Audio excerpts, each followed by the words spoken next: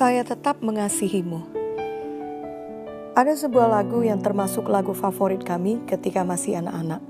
Kata-katanya berbunyi, biarpun gunung-gunung beranjak dan bukit-bukit pun bergoyang, tapi kasih setiamu tak akan beranjak dariku. Tak akan beranjak, tak akan bergoyang, tak akan beranjak, tak akan bergoyang. Demikianlah firman Tuhan yang mengasihiku. Lagu ini diilhami ayat firman dari Yesaya 54 ayat 10. Dan memang inilah yang kita alami dalam hidup kita, bahwa sangat luar biasa kasih Tuhan bagi kita. Seringkali kita berbuat kesalahan dengan sengaja, namun kasih Tuhan selalu tersedia untuk mengampuni kita. Saat kita mengambil jalan yang salah dan memilih dosa, Tuhan Yesus senantiasa sabar dan menanti kita untuk bertobat. Ketika kita berulang kali membuat keputusan yang salah dan kita berpikir tidak akan ada lagi harapan untuk memperbaiki semuanya, Tuhan tetap menyambut kita dengan tangan terbuka tiap kali kita datang kepadanya, dan Tuhan memberikan kepada kita awal yang baru. Atau ini tertulis dalam 2 Korintus 5 ayat 17. Kasih Tuhan sungguh luar biasa bagi kita. Tidak ada yang kita lakukan yang membuatnya tidak menginginkan kita lagi. Tuhan Yesus selalu mengasihi kita. Bahkan tidak ada kesalahan kita yang terlalu besar untuk diampuni Tuhan. Kasih setia Tuhan bagi kita adalah untuk selama-lamanya. Ini bisa kita baca di Mazmur 136. Betapa kita sangat bersyukur atas kasih setia Tuhan dalam hidup kita. Saat ini, marilah kita juga belajar untuk mengasihi Tuhan dengan sepenuh hati kita di setiap waktu.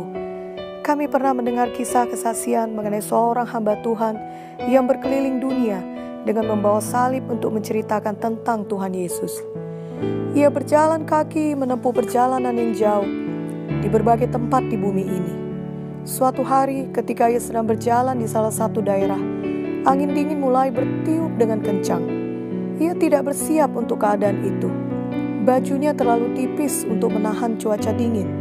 Maka ia mulai berdoa dengan sungguh-sungguh supaya Tuhan menghentikan angin tersebut. Ia bahkan berdoa mengusirkan semua roh jahat yang hendak menghalangi pelayanannya melalui cuaca buruk. Ia memakai nama Yesus dan terus berdoa dengan iman sambil terus berjalan. Namun walaupun ia berdoa dengan iman, angin yang dingin justru bertambah kuat. Bahkan salju mulai turun. Ketika hal ini terjadi, ia pun tertegun dan terdiam sejenak. Lalu ia mengangkat kepalanya dan melihat ke langit. Ia pun berseru sambil mengangkat tangannya, I love you anyway. Saya tetap mengasihimu Tuhan.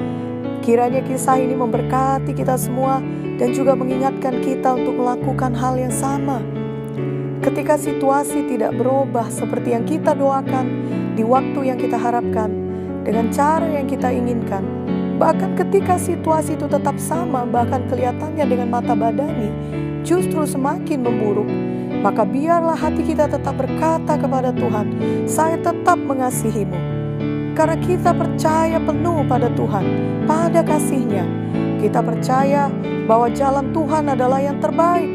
Waktu Tuhan adalah yang terbaik. Cara Tuhan adalah yang terbaik. Kita mengakui bahwa akal pikiran kita sebagai manusia tidak akan bisa memahami semua jalan Tuhan.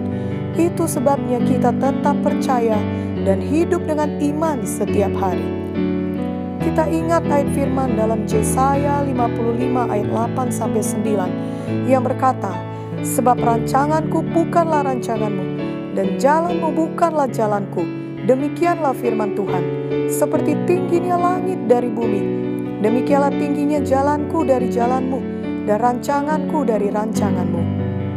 Marilah kita belajar untuk benar-benar mengasihi Tuhan dalam segala situasi, khususnya dalam situasi yang sulit seperti pandemi COVID-19 yang kita hadapi bersama saat ini, di mana banyak aspek kehidupan kita menerima dampak dari pandemi tersebut. Namun biarlah hati kita tetap kita jaga untuk mengingat firman Tuhan, untuk mengingat janji Tuhan, sehingga kita tetap dapat berkata dengan segenap hati, saya tetap mengasihimu Tuhan Yesus. Kiranya di saat seperti ini, tidak ada kita yang mundur secara rohani. Justru kita membangun kehidupan rohani kita lebih sungguh-sungguh lagi. Karena pandemi COVID-19 ini mengingatkan kita bahwa kedatangan Tuhan Yesus yang kedua kali semakin dekat waktunya. Kita mau hati kita benar, penuh persekutuan dengan Tuhan ketika saat itu tiba. 2 Petrus 3 ayat 14 berkata, sebab itu saudara-saudaraku yang kekasih, sambil menantikan semuanya ini, kamu harus berusaha supaya kamu kedapatan tak bercacat dan tak bernoda di hadapannya dalam perdamaian dengan Dia. Ayat ini mengatakan kita harus berusaha supaya tidak bercacat. Dengan kata lain, itu tidak terjadi dengan otomatis atau dengan sendirinya. Seseorang tidak menjadi rajin atau kudus dengan sendirinya. Seseorang tidak berubah dalam hal apa saja dengan sendirinya. Tapi tiap-tiap orang harus berusaha dan harus menyangkal diri untuk rajin, untuk kudus, dan untuk berubah, untuk tidak bercacat pada hari kedatangan Tuhan.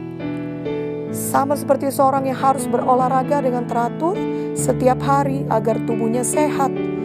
Tentunya tidak setiap hari dia menikmati harus berolahraga. Kebanyakan waktu dia akan merasa malas dan mau tidur saja, tetapi dia berusaha. Dia menyangkal dirinya dan berolahraga sehingga dia tetap sehat. Demikian secara rohani, kita harus berusaha dan harus menyangkal diri untuk berdoa dan untuk membaca firman ketika tubuh atau daging kita lebih suka untuk tidur atau melakukan hal lain. Hanya dengan demikianlah kita dapat memiliki hati yang mengasihi Tuhan Yesus dalam segala situasi. Sehingga setan tidak dapat menipu hati kita lagi ketika situasi berubah di sekeliling kita. Ada orang yang hatinya berubah ketika situasinya tambah baik. Dia menjadi lupa akan Tuhan dan meninggalkan Tuhan. Ada pula orang yang hatinya berubah ketika situasinya tambah buruk. Dia meragukan Tuhan, bahkan menyalahkan Tuhan dan meninggalkan Tuhan. Janganlah situasi baik atau buruk membuat hati kita berubah terhadap Tuhan Yesus dan meninggalkan Tuhan. Kalahkan tipu daya setan. Mari tetap mengasihi Tuhan dan melayani Tuhan dengan seluruh hati dan hidup kita. Kiranya sejak sekarang ini kita membuat keputusan bahwa Tuhan Yesus sajalah yang terutama bagi kita, melebihi semua berkat-berkat Tuhan. Sehingga ketika datang saat yang kurang baik, ketika berkat Tuhan seakan-akan terhenti, itu tidak menghentikan kita untuk berkata, saya tetap mengasihimu. Karena memang yang terpenting bagi kita adalah Tuhan Yesus bersama kita, Tuhan Yesus tidak meninggalkan kita. Tuhan Yesus lebih dari cukup bagi kita. Dan kita tahu bahwa Tuhan Yesus yang memegang kendali atas hidup kita. Tidak ada masalah atau penyakit atau situasi apapun yang terlalu sulit baginya. Bila Tuhan bersama kita, sesulit apapun situasi kita, semua itu pasti dapat diatasi. Karena kuasanya yang tidak terbatas bagi kita yang percaya padanya. Mari kita tetapkan dalam hati mulai saat ini, dalam segala situasi, termasuk dalam pandemi COVID-19 ini, kita tetap berkata kepada Tuhan Yesus, saya tetap mengasihimu. Dan kita tetap percaya pada Tuhan, tetap berjalan dengan iman sehari demi sehari. Dan kita akan melihat tangan Tuhan pasti menolong kita dengan dahsyat. Perlindungan Tuhan teguh atas hidup kita, dan setiap langkah kita dipimpin Tuhan. Janji Tuhan pasti digenapi dalam hidup kita. Kiranya firman Tuhan dalam Roma 8 ayat 35-39 benar-benar hidup dalam hati kita dan kita praktekkan setiap hari. Marilah kita baca bersama-sama. Roma 8 ayat 35 dan sampai 39. Siapakah akan memisahkan kita dari kasih Kristus? Penindasan atau kesesakan atau penganiayaan atau kelaparan, atau ketelanjangan, atau bahaya, atau pedang, seperti ada tertulis, oleh karena engkau kami ada dalam bahaya maut sepanjang hari. Kami telah dianggap sebagai domba-domba sembelihan. Tapi dalam semuanya itu, kita lebih daripada orang-orang yang menang oleh Dia yang telah mengasihi kita.